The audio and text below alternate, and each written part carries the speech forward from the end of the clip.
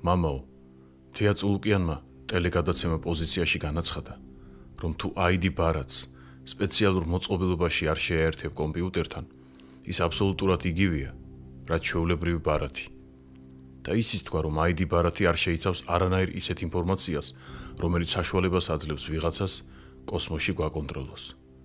ნამდვილად არის თუ არა ეს ასე?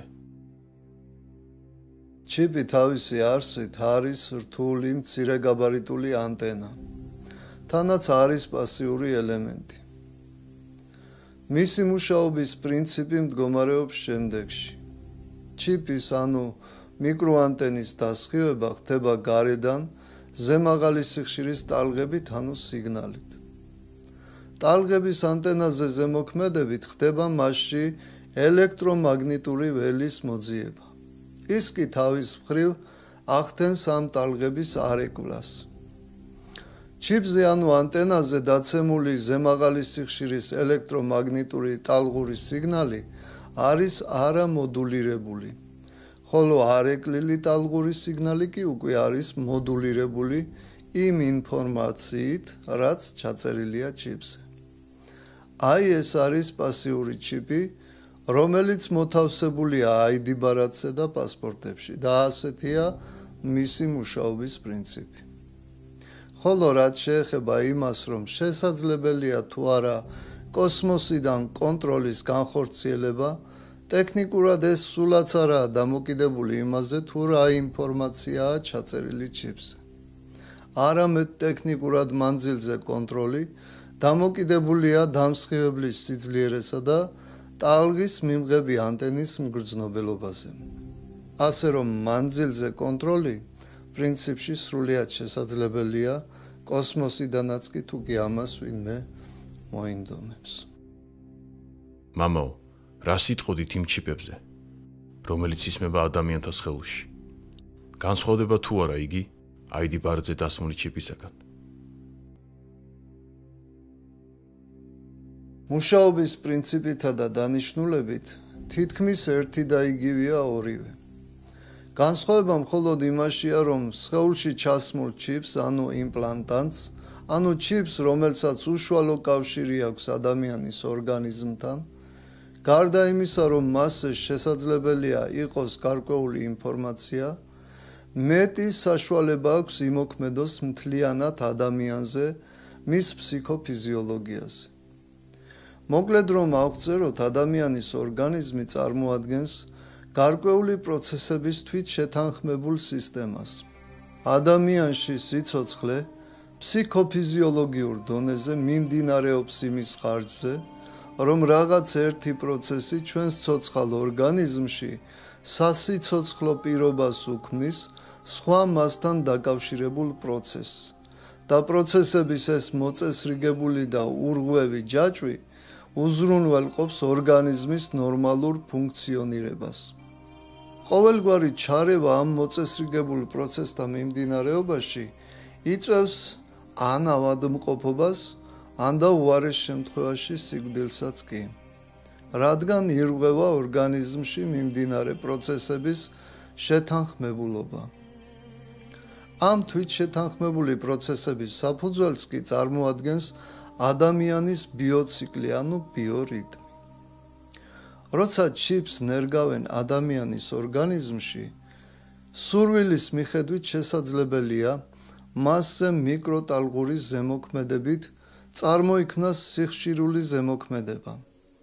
ამასთან ეს არის უკვე არადისტანციური სიხშირული ზემოქმედება, არამედ არის შინაგანი ზემოქმედება ორგანიზმის შინაგან პროცესებზე, რაც ცვლის და ამახინჯებს ორგანიზმის შეთანხმებულ სისტემას, ანუ ბიორიტმს.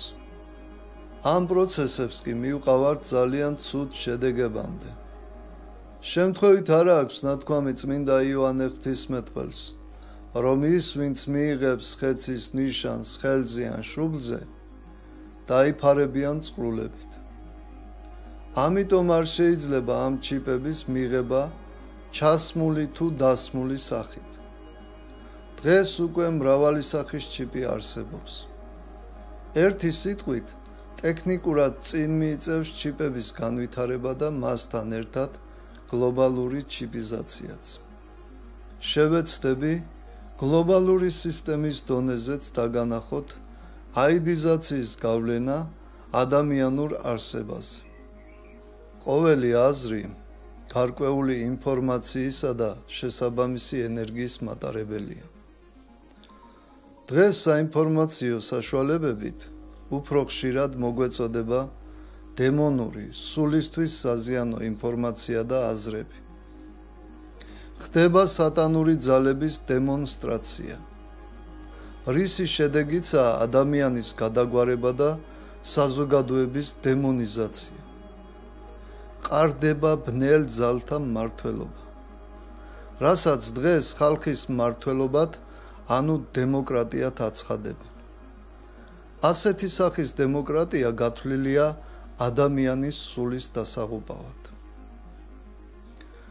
აზრის საშუალებით ხალხის დემონიზირება ხდება ნელი მცოცავი პრინციპით. სოციალურ ფსიქოლოგიაში ცნობილია ეგრეთ წოდებული ოვერტონის ფანჯარა, რომლის მიხედვითაც დღეს ყოვლად წარმოუდგენელი რამ ხვალ შეიძლება სასურველად აქციო, ზეგ კი პოლიტიკად გამოაცხადო.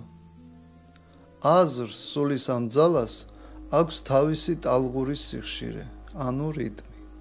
ადამიანი შეიძლება შევადაროთ რადიო მიმღებს. როცა გვინდა რაიმეს მოსმენა, მიმღები უნდა დავაყენოთ შესაბამის ტალღურ სიხშირეს. ასეა ჩვენი გონებაც. მაგალითად, როცა ვლოცულობ, ჩვენი გონება ზის ღვთაებრივ არხზე და გვაკავშირებს ღმერთთან შესაბამისი აზრებით, რომელიც სამყაროში ვრცელდება ტალღური სახით. ღმერთთან ურთიერთობისათვის უნდა გაგვაჩნდეს შესაბამისი აზრები და ცხოვრების შესაბამისი წესი და რიტმი. ყველაფერ ღვთაებრივს ხელს უშლის დემონური ცოდვილი აზრები და ცხოვრების უწესრიგო რიტმი. მათ გააჩნიათ თავისი ტალღური სიხშირე, რომლითაც ემოქმედებენ ადამიანზე და აჯენენ მას დემონურ ტალღაზე. ეხლა ალბათ გასაგებია თუ რა დანიშნულება აქვს დღევანდელ საინფორმაციო წყაროებს, შოუ გადაცემებს, ტელესერიალებს და რეკლამებს. ნათლად ჩანს, ვის ტალღაზე ზის დღევანდელი აზროვნებისა და ცხოვრების რიტმი. როდესაც შენ ღებულობ ჩიპიან საბუთს, რომელიც განაპირობებს შენ სოციალურ, ეკონომიურ და პოლიტიკურ მდგომარეობას საზოგადოებაში, თავისთავად ჯდები ცხოვრების იმ რიტმში, რომელსაც გთავაზობს გლობალიზაცია, კონკრეტულად კი ამერიკა და ევროკავშირი.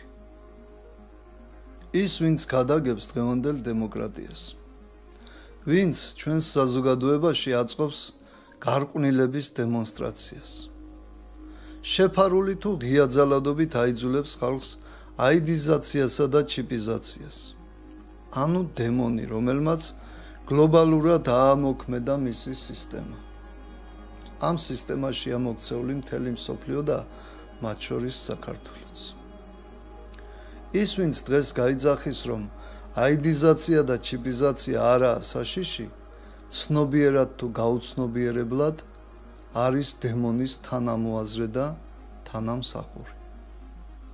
აიდიზაცია და ჩიპიზაცია არის ტექნიკური საშუალებებით გაძლიერებული შავი მაგია. დღეს მსოფლიო პოლიტიკა ეშმაკს ემსახურება, იჭრება სულიერებაში და ანგრევს მას. ვერავითარი პოლიტიკური სიტუაცია ვერ გაამართლებს სასულიერო პირის დუმილს, როცა ადამიანის სული იღუპება.